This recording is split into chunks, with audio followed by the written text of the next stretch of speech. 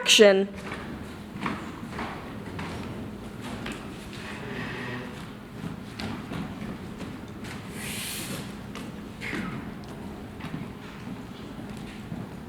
You've heard of Orpheus, the greatest musician of all time, and his bride Eurydice?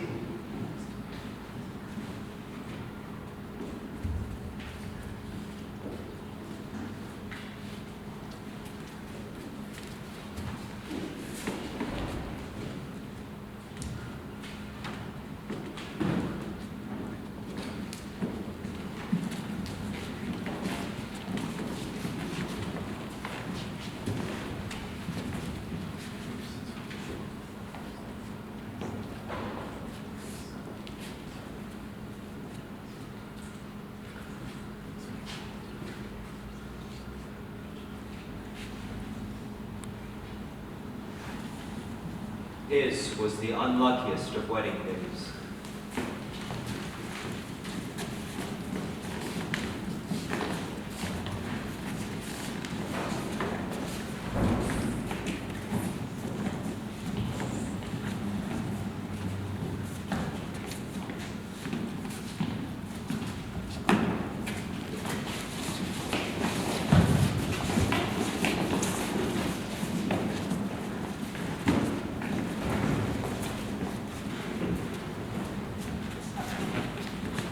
Orpheus and Eurydice. Number 1, Ovid, AD 8. Orpheus, the widower bridegroom, mourned her in the upper world, but his grief was limitless, inconsolable, desperate. He left the warmth and sweetness of our air. He dared to descend to the river Styx and crossed it to the underworld. Through that dim domain with its shimmering, buried ghosts he passed until he arrived at its melancholy heart and found its king, lying with Persephone.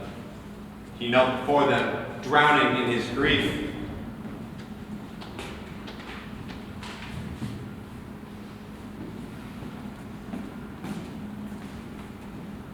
I don't know what power love has down here, but I've heard that he has some, for he brought you two together. If that is true, that passion moved you once, then listen to me. I've been trying to master this grief, and I can't. My bride Eurydice will soon be your citizen, in the rightness of her years. I'm asking for a loan, not a gift. If you deny me, one thing is certain. I want you to keep me here as well. As Orpheus spoke, the pale phantoms began to weep. Tantalus was no longer thirsty, and Sisyphus sat on his rock to listen. Orpheus, turn around. Eurydice.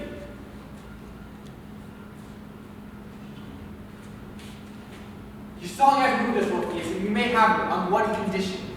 As you ascend and leave this place, she will not walk beside you, but she will be following.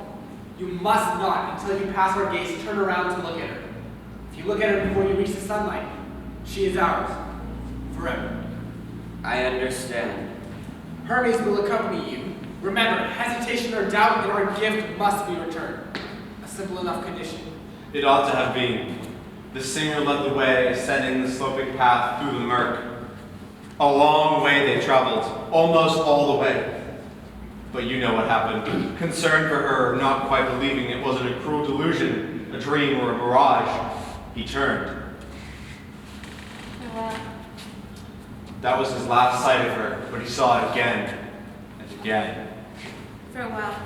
Is this story a story of love and how it always goes away? Farewell. Is this a story of how time can only move in one direction? Farewell. Is this story a story of an artist and the loss that comes of sudden self-consciousness or impatience? Farewell.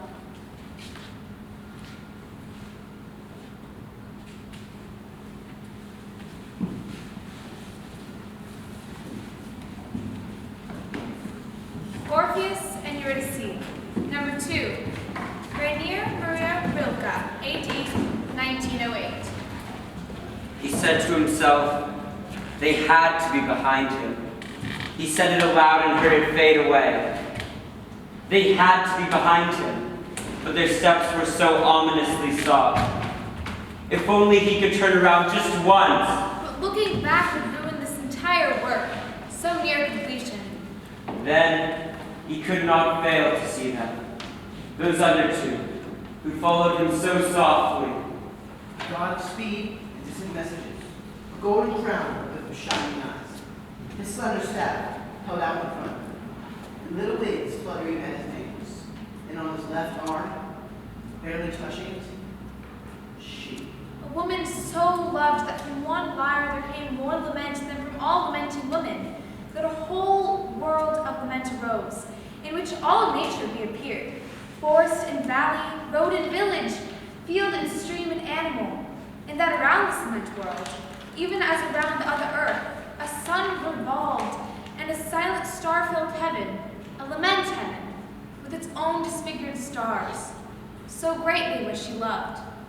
But now she followed behind the graceful god, her steps constricted by trailing grave clothes.